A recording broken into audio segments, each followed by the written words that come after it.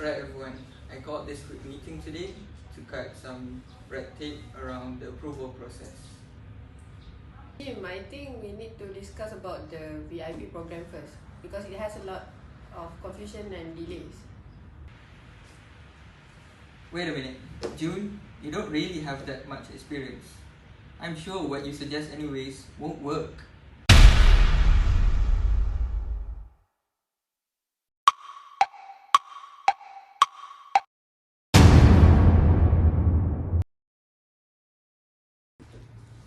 No agenda, no listening, no collaboration, just another staff meeting.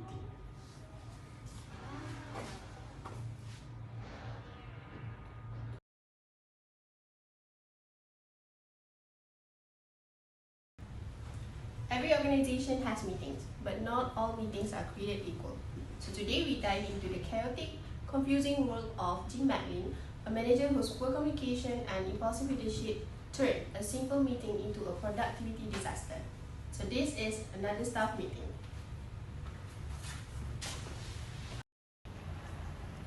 Jim's poor communication shows in three major ways. Firstly, no meeting structure. Staff were not informed ahead. Secondly, impulsive leadership. He focuses on his own agenda, ignoring the team's concern. Thirdly, dismissive listening. He shuts June down instead of hearing her out. As Taran 2022 states, dismissive communication destroys collaboration and makes employee feel invisible. Jim's leadership style is best described as autocratic and unstructured, marked by his tendency to dominate decision-making without seeking input from others. According to Lewin's model, this places him firmly in the autocratic category where control is centralized and team involvement is minimal.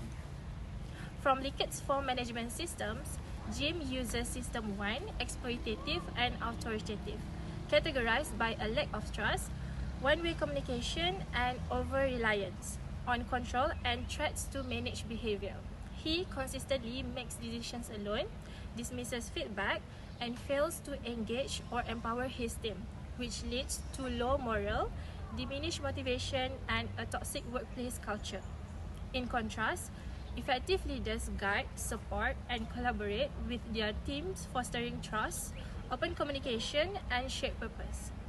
If Jim aims to improve as leader, he must move away from rigid control and toward a more inclusive, supportive leadership approach. Referring to the organizational politics part of the case study, it can be clearly seen in the first scene. Jim uses unethical organizational politics. First, he abuses his legitimate power, such as moments when he called surprise meetings and arrived late to meetings.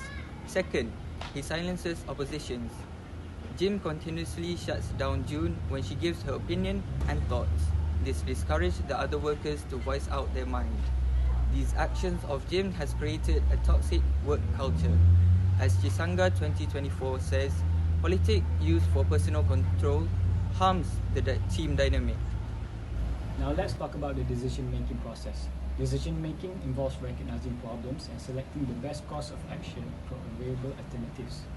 In group settings, it should ideally be a collaborative process where members reach a mutual agreement with each other. However, in this case study, we see the opposite. Jim displayed poor leadership and weak team dynamics result in flawed decisions among the members.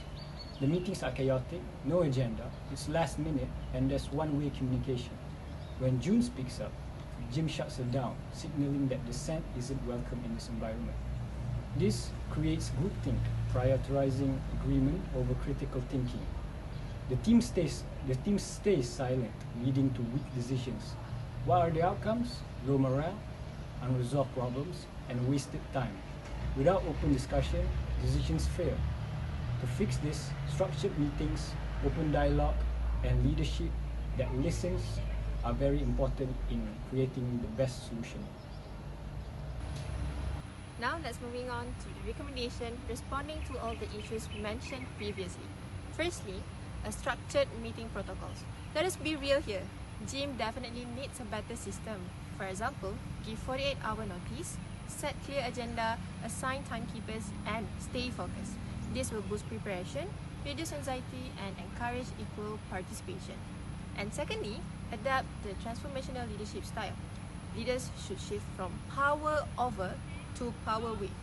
Be collaborative, listen actively, value every voice even if different, and that's how innovation grows. And lastly, feedback channels. We recommend gyms, organizations to have a feedback channels. They need to set up formal feedback tools such as anonymous surveys or skip level meeting, and this will create upward communication where it allows employees to voice out their concern. And when employee feels safe to speak up, it will prevent groupthink and improve trust. A staff meeting isn't just a routine. It reflects leadership, trust, and collaboration. So the next time you enter one, ask yourself, are we solving problems or just creating more? Because in every meeting, someone holds the mic. But just make sure they don't shut everybody else off.